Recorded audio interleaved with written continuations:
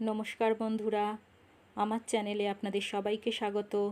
আজকে একটা নতুন রেসিপি নিয়ে আবার চলে এসেছি আপনাদের জন্য। আজকে নিয়ে এসেছি সর্ষে করলার একটা দুর্দান্ত রেসিপি।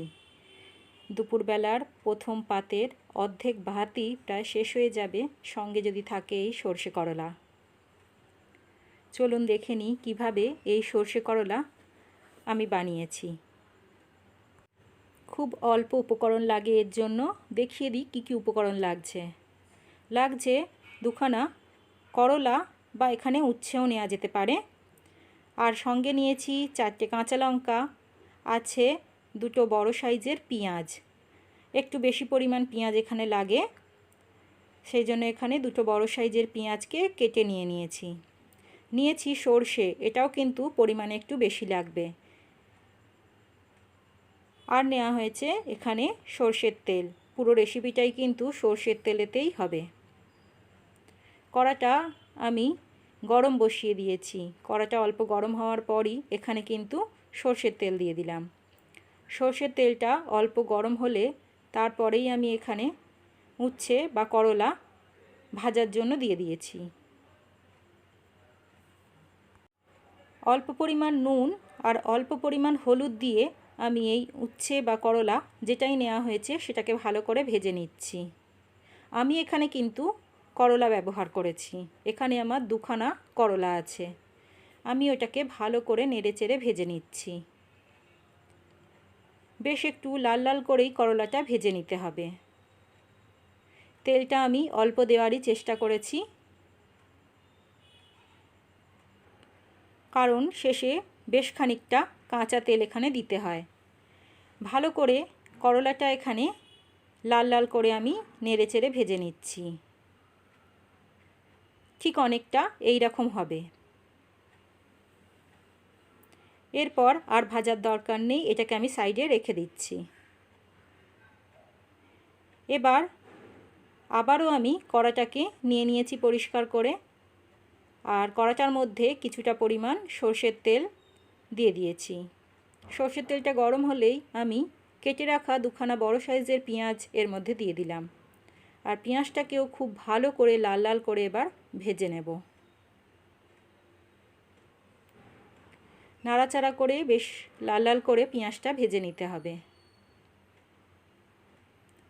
বেশ অনেকটা এই রকম দেখতে হবে। এরপর কেটে রাখা উচ্ছে বা করলা যেটাই নিয়েছো সেটাকে এর সাথে মিশিয়ে দেবে।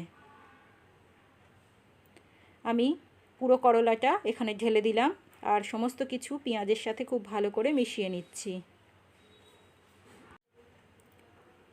সমস্ত কিছু মিশিয়ে নিলেই হবে। এবার আমি গুঁড়ো মশলাগুলো একে একে দিয়ে দিচ্ছি। মশলাদানির চামচের 1 চামচ দিয়েছি হলুদ গুঁড়ো, 1.5 চামচের মতো দিলাম লঙ্কা গুঁড়ো, আর এখানে পরিমাণ মতো বা 1/2 চামচ দিয়েছি নুন। অল্প পরিমাণ জল দিয়ে মশলাটাকে বেশ ভালো করে সমস্ত পেঁয়াজ আর করলার সাথে মিশিয়ে নিচ্ছি। জল না দিলে মশলাটা কিন্তু পুড়ে যাওয়ার ভয় থাকে, তাই অল্প পরিমাণ জল দিয়ে এখানে মশলাটা কষিয়ে নেওয়া হলো। খুব বেশি মশলা কষানোর এখানে দরকার নেই, মশলা কষিয়ে তেল বার করার এখানে প্রয়োজন পড়বে না। এখানে অল্প মিশিয়ে নিলেই হবে। অল্প নাড়াচাড়া করে একটু মশলাগুলো জাস্ট কষে গেলেই চলবে। তারপরেই আমরা রান্নার পরবর্তী স্টেজে চলে যাব। ভালো করে আমি প্রায় মশলাটা কষিয়ে নিয়েছি বা মিশিয়ে নিয়েছি, এই রকম হলেই চলবে। এর মধ্যে এবার আমি পরিমাণ মতো জল দিয়ে দিলাম, বা এখানে আমি 1/2 গ্লাস জল দিয়েছি। করলা পেঁয়াজ খুব ভালো করে ভাজা আছে, তাই খুব বেশি জলের এখানে প্রয়োজন পড়বে না। 1/2 গ্লাস জলই এখানে যথেষ্ট। রান্নাটাও কিন্তু পুরো শুকনো শুকনো হবে, তাই খুব বেশি জল এখানে দেবে না। এবার এটাকে আমি ঢাকা দিয়ে বেশ একটু সিদ্ধ হতে দেবো। মিনিট 5 সিদ্ধ হওয়ার পরই এটাকে আমি খুলে নিয়েছি। এর থেকে বেশি রাখার দরকার নেই। এবার এটাকে একটু ভালো করে আমি মিশিয়ে নিচ্ছি খালি। সমস্ত কিছুই আমার ভালো করে সিদ্ধ হয়ে গেছে।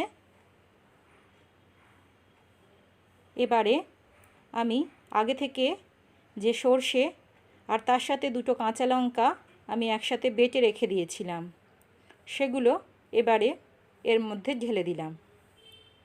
খুব ভালো করে এটাকে আমি সমস্ত কিছুর সাথে মিশিয়ে নিচ্ছি। সর্ষে দেওয়ার পর কিন্তু খুব বেশি ফোটানো যাবে না, তাহলে কিন্তু তিক্ত হয়ে যায়। একটা আলাদা তেতো ভাব অন্য রকমের এসে যাবে, তাই খুব বেশি এটাকে ফোটানোর দরকার নেই। হালকাভাবে একটু ফুটিয়ে নেবে, মিনিট 2-3। আমি এটাকে দিয়ে বেশ একটু নাড়াচাড়া করে নিচ্ছি।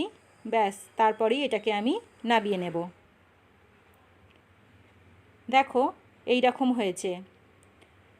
আমি খুন্তি করে একটু করলাগুলো ঘেঁটে ঘেঁটে দিয়েছিলাম। এটা আমার প্রায় শুকনো শুকনো হয়ে গেছে। আমি গ্যাসটা অফ করে দিয়েছি। এর মধ্যে এবার আমি কিছুটা পরিমাণ সর্ষের তেল দিয়ে দিলাম।